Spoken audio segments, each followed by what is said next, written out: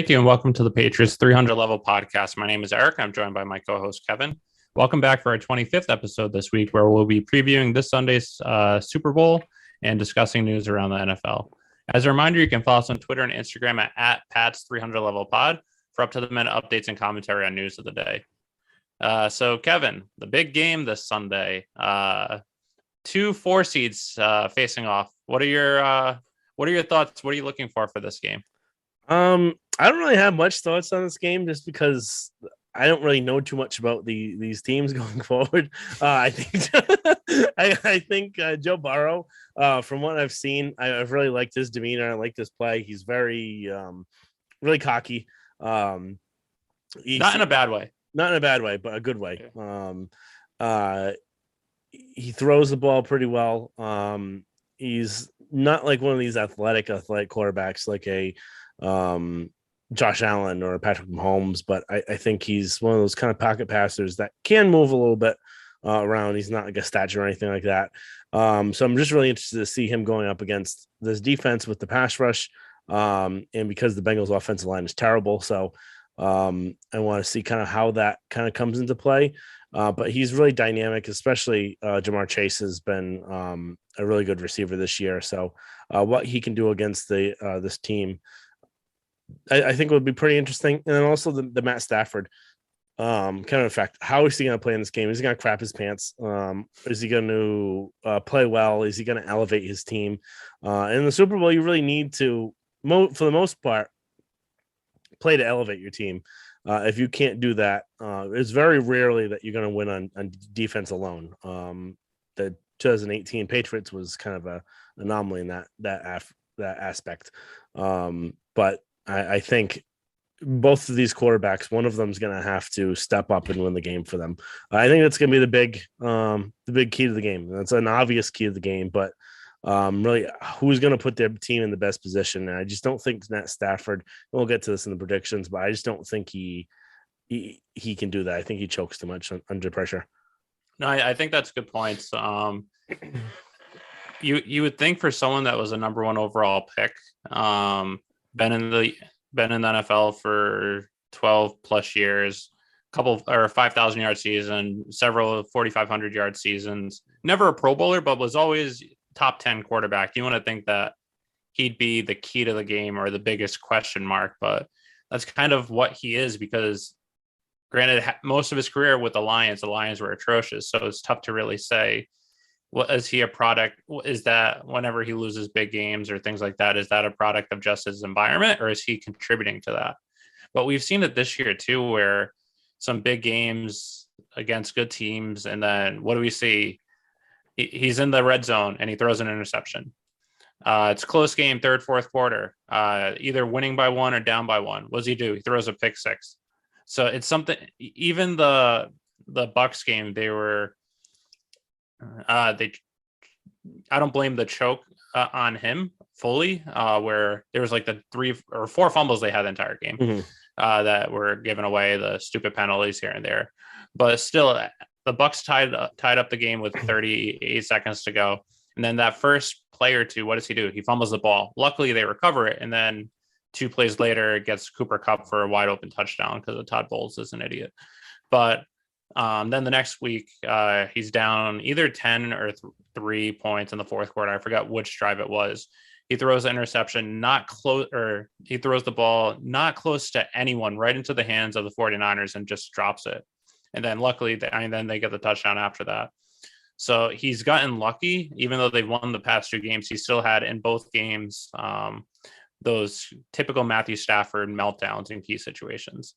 So it's interesting to see what happens this week. Both offenses are pretty stacked. I think the Bengals offense is better. It's also more well-rounded.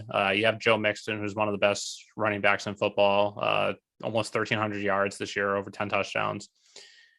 The Rams, I don't know. I know when I went to the game earlier this year, the Rams-Bucks, I said after that game, even though the Rams beat the Bucks, I don't think the Rams are going to win the Super Bowl because they're not well-rounded enough on offense, because their running attack wasn't that good.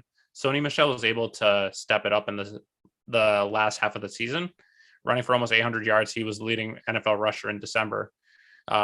he still doesn't really look like he did in 2018 when he was with the Patriots, but he looks like he's able to give them something. And then why am I blanking on the other guy? Who's the guy that just came back from the Achilles injury? Makers.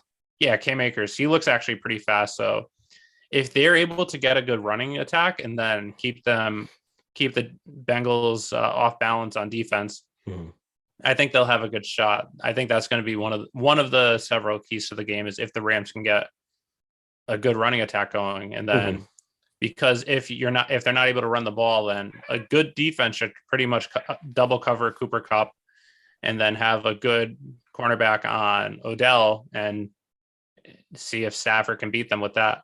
But if you are able to run the ball, do play action, then that opens up a lot more.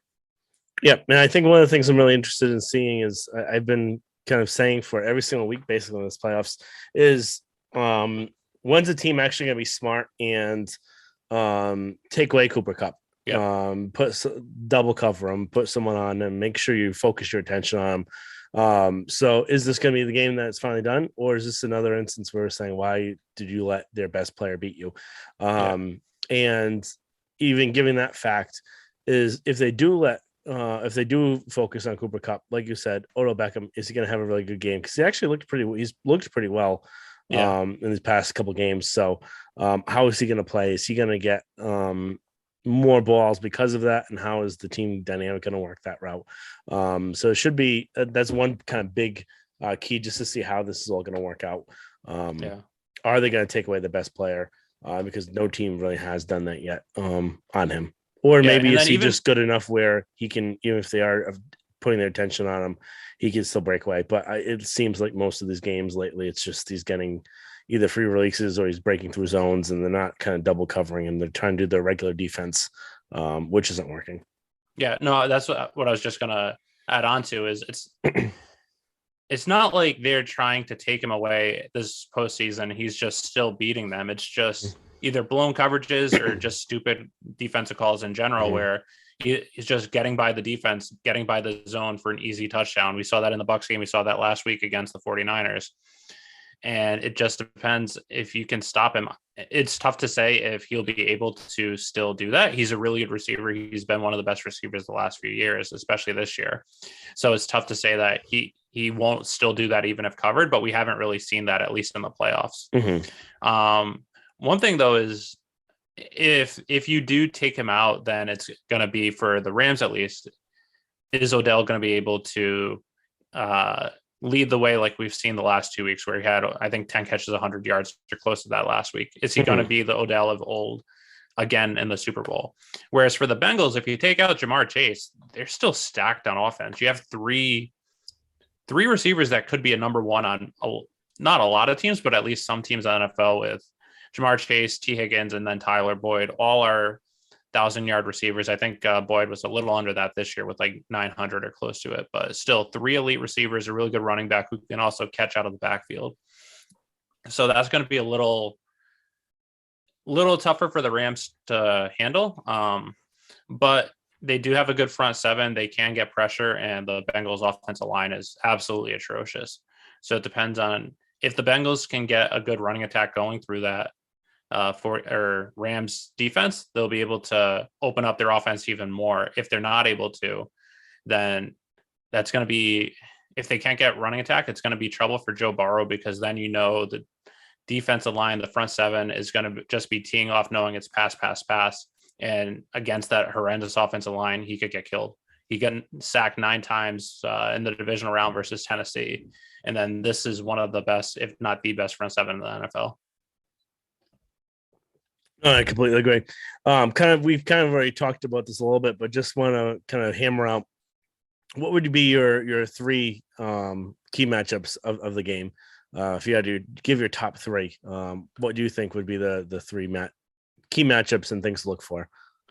My number 1 is just the Rams front seven versus the Bengals offensive line. I think this is going to be, outside of a Matthew Stafford meltdown, pick 6, which could happen, I think this is going to be the key to the game that determines who wins and loses. If the Bengals aren't able to get a running attack going, and then they have to pass, and knowing that they have to pass, like I just said, the Rams are able to get pressure and force Joe Burrow, either sack him continuously or just force him where he's just throwing up his back foot. That's going to spell trouble for the Bengals and is going to put the Rams in a very good spot.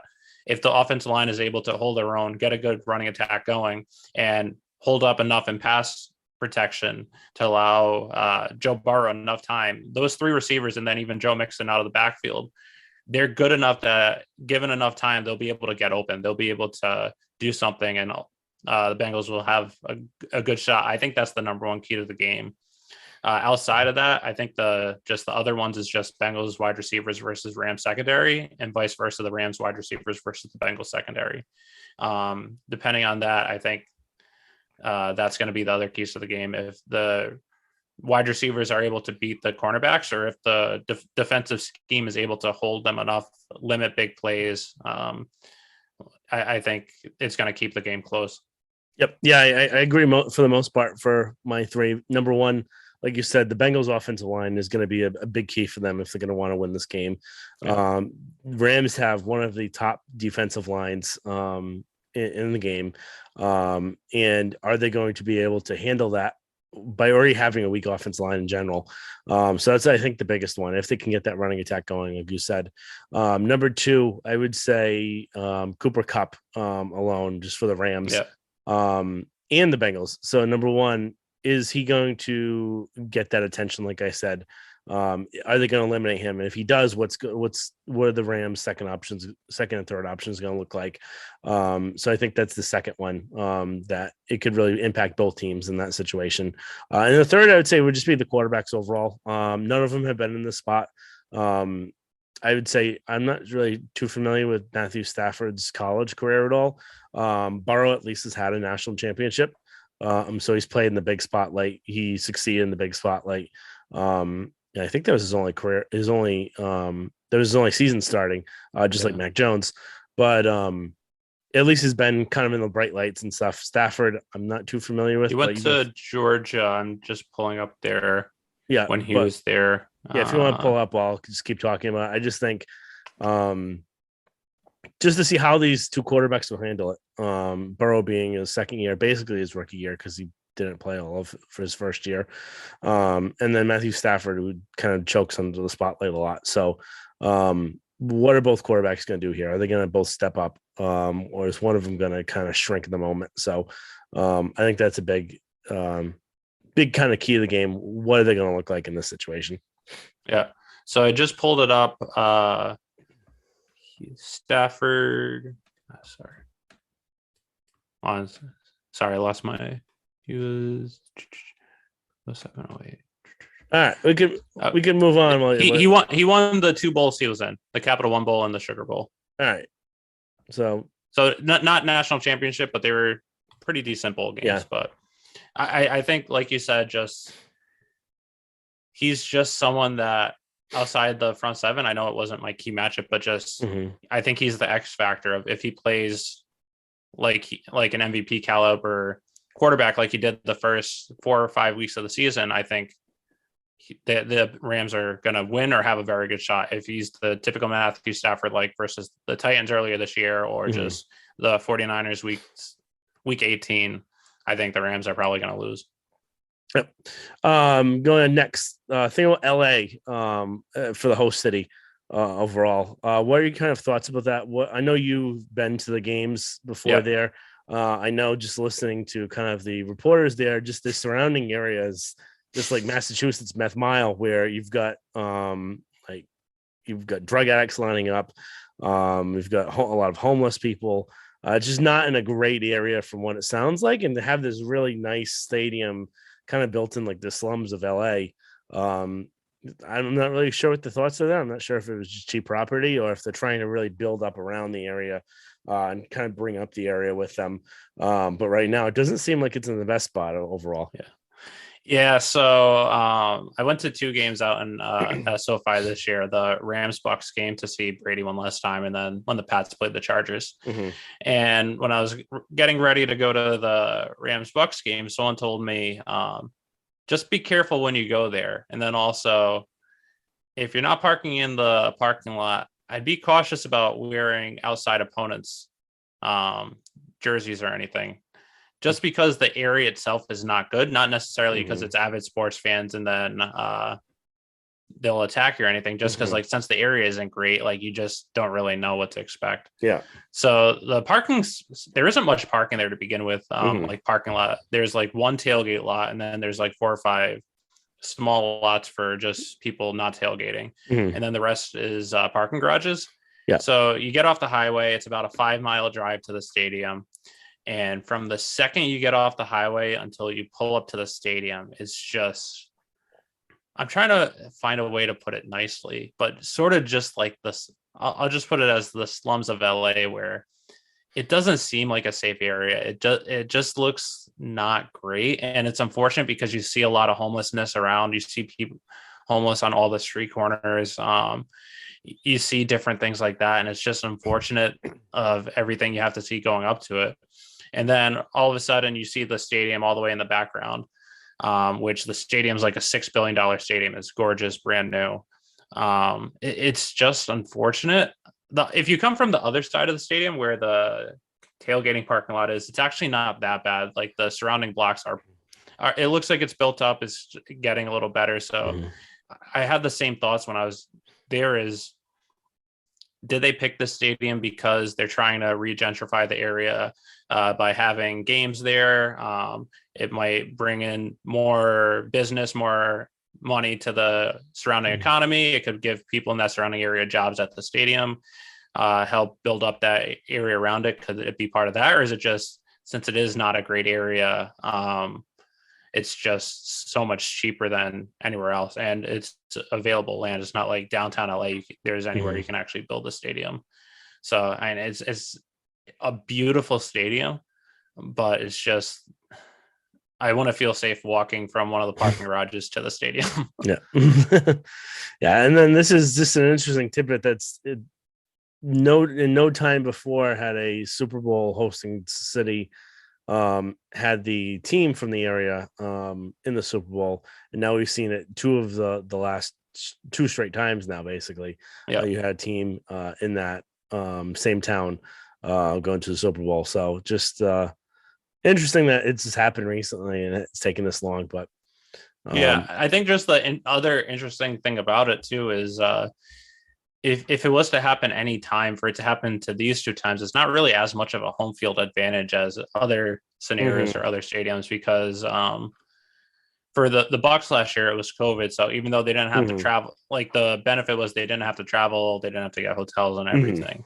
This year with the Rams don't really have big fans. So it's not like it's going to be filled entirely with Rams fans. It might be because it's LA. So just all the rich and famous are going to be the ones that can afford the tickets. But if I'm not mistaken, I know LA, the Rams practice in Thousand Oaks, which is 50 minutes north of downtown. I think they actually fly to LAX for each game. I think they actually fly instead of drive there. So I wonder if the players are staying in local hotels as well, so it might not feel as much like a home game as normal. Yeah, it could. Well, in the Super Bowl anyway, they don't usually let them. I don't even think the Bucks team, they had them stay in their home. I think they usually try and keep them on like a structure. I think they keep them in a hotel. But yeah, it could be just interesting to see how that plays out. Yeah. Kind of going to the predictions. Rams are favored by 4.5 points, over under at 48.5. What do you see your prediction for this game? So it's a tough one. I could see it going either way. I think it's just the Rams are going to be too much. Even if Stafford does have a big interception, I think they'll still be able to. They have so much talent on that team. And then I think McVay, even though he had his moments last week where he felt the pressure, I think he's still better coach than Taylor. So I think the Rams win 31-23, but I wouldn't be shocked if the Bengals win. Over under at 48.5. I'm going with the over. Rams are favored by 4.5. So I'm going with Rams spread and the outright. I'm going more based on what I'm hoping is going to happen instead of more what I think is probably going to happen. So I'm going to say Bengals 27-24. Pick the over on that. And I think that they will do enough to win, and I think Burrow will be the one that leads them to win. Because I there's something about Burrow I really like. He's got that moxie. He's got that kind of swagger that you need as a winner. Yeah. And I don't think he's afraid of the moment. If anything that's going to ruin them would be the coach. And I do think highly of McVay, even though he basically coached to lose the last game. But I do think he's a good coach. Yeah. And also besides the Patriots fact where he couldn't anticipate them ever playing zone. And when he said specifically, you can change, you're really good at adapting and changing of things, and just didn't think they might play zone. So I think he's a really good coach, and that's why normally I would say Rams. I think Burrow's going to lead them to victory. I think it's kind of like I said last week, they feel more of that 0-1 Patriots kind of vibe. They do.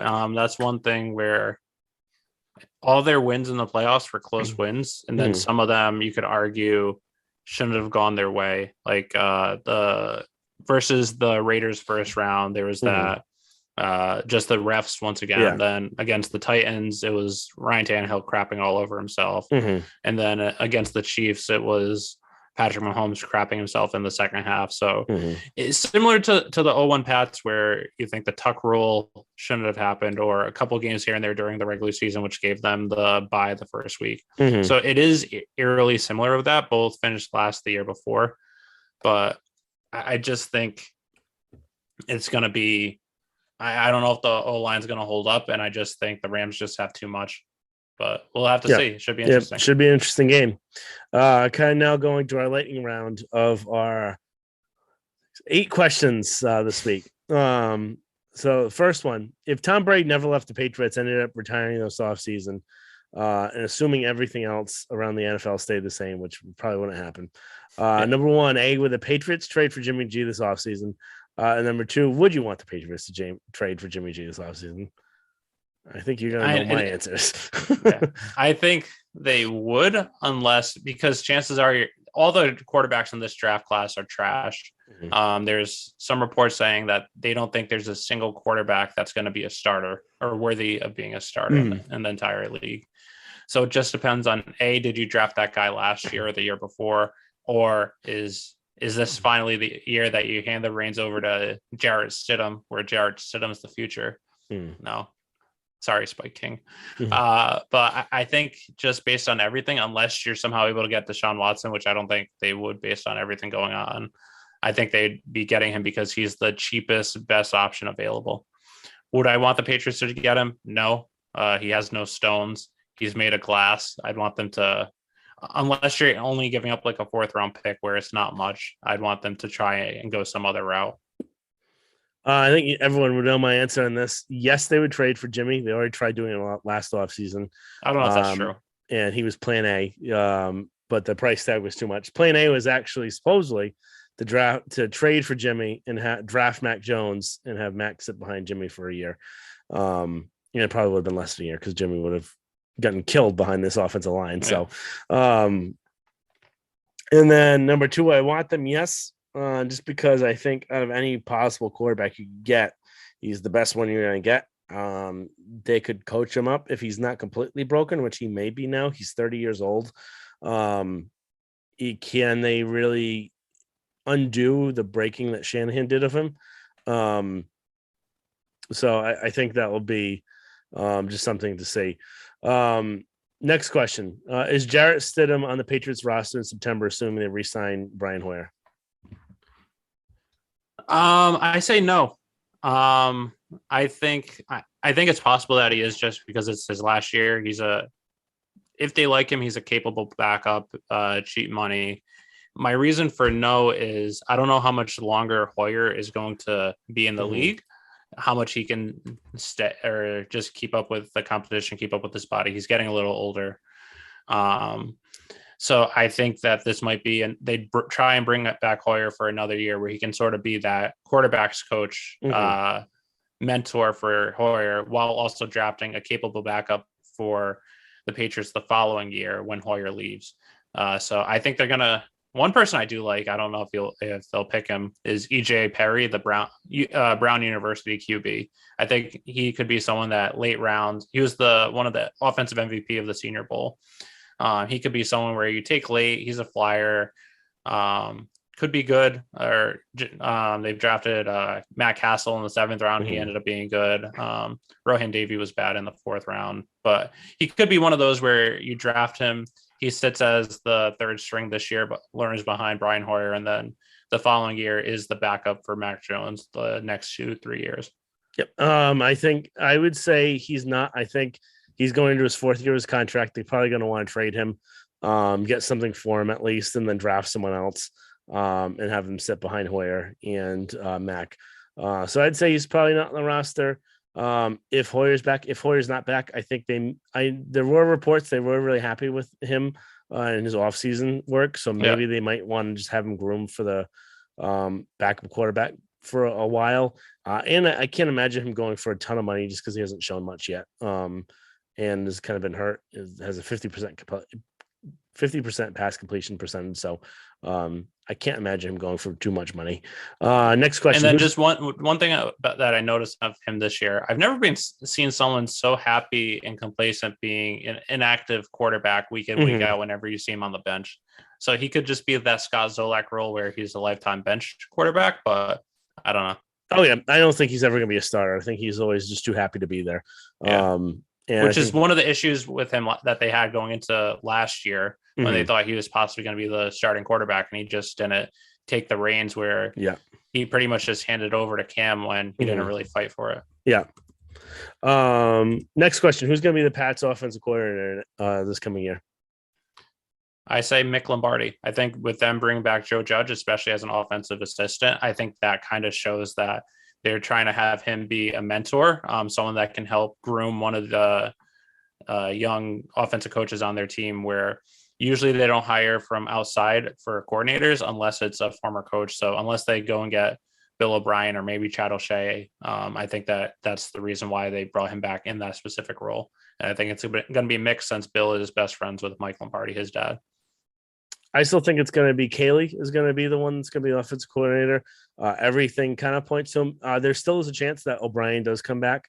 Supposedly Bill was off last week, and that's why kind of some of the moves he's going to start making is going to be this week. So it could just be that he's getting his ducks in a row, just making sure he has a backup plan in case O'Brien doesn't come or in case he can't get Gase or O'Shea.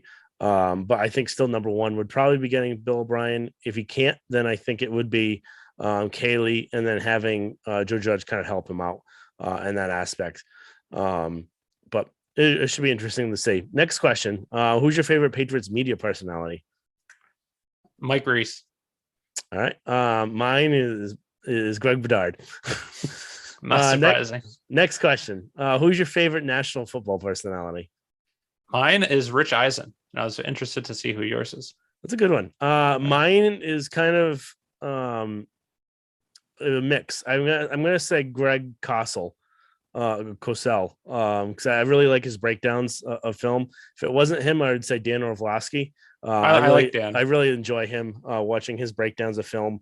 And he's a pretty interesting follow on Twitter too. So he's really enjoyable to listen to and watch.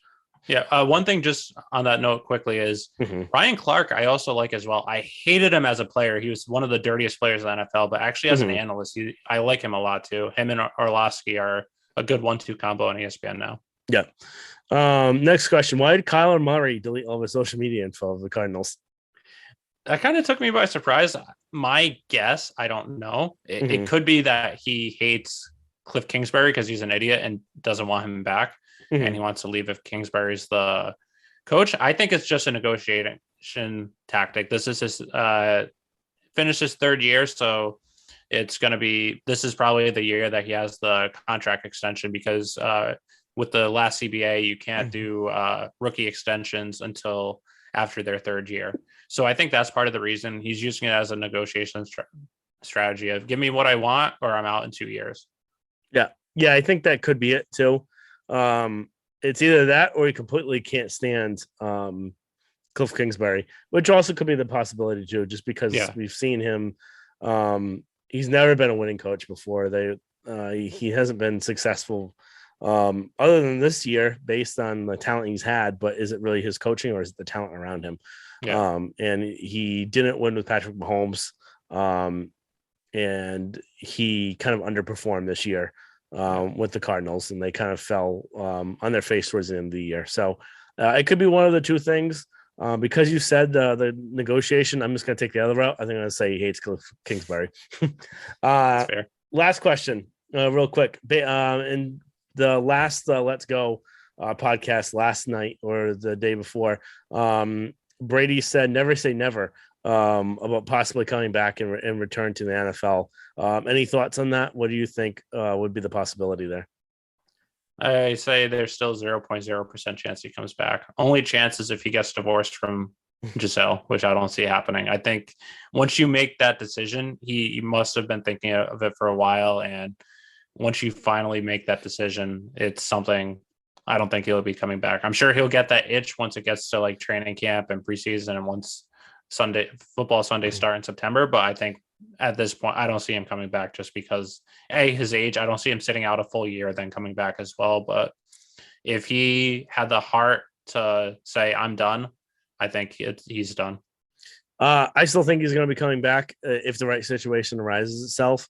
I don't think he ever wanted to step away. I think it was number one, what happened in Tampa. There was some breaking point there, especially with Arians, and a lot of people are kind of pointing to the Antonio Brown situation where Arians kind of pushed Antonio Brown's buttons to the point of him having his classic meltdown, knowing that it would happen because he didn't want him on the team anyway. So I think that kind of power struggle there, and also the fact that Tampa wasn't going to be as good next year. And so I think the only way he would want to play is going to a winning team. So it would have to be the right spot. But I can definitely see that happening. I also don't think he was the one that wanted to retire. I think he was kind of forced into two different ways. Number one, I don't think he wanted to play for Tampa. Number one, because of the coach. Number two, because they weren't going to be as good, and he doesn't want to play for a middling team. And then number two, it was the wife. So I think those two things made him kind of make his decision. But I think if the right situation arises itself, 49ers, Cardinals, maybe Miami, because they're building a house there. If they build the team up well, that could be the spot he comes back to. And don't forget, he's the one that gives these questions to Gray. So he purposely put that in there for a reason. So it could be interesting to see. All right. Well, on that note, it should be a pretty interesting Super Bowl game. Really excited to see how this goes through. It should be a lot less stressful not having a team to really root for here. So one of the only pluses about not having the Patriots move on there. But let's hope they're back next year. Hopefully. We'll recap this with you next week. Follow us on @Pat's 300 Level Pod on Instagram and Twitter. Make sure to subscribe, rate, and review on any of your podcast platforms or on YouTube as well. Thank you very much, and talk to you next time.